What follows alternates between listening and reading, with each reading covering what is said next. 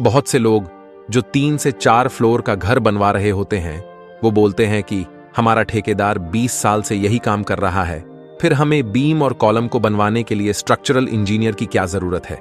देखिए, एक engineer column और बीम का डिजाइन करते टाइम कंक्रीट और लोहे से रिलेटेड सारे नियमों का ध्यान देता है और बिल्डिंग पर आने वाले सभी लोड का सटीक कैलकुलेशन भी करता है और फिर आपको बीम कॉलम की ड्राइंग देता है, जबकि ठेकेदार अपने अनुभव के आधार पर काम करता है।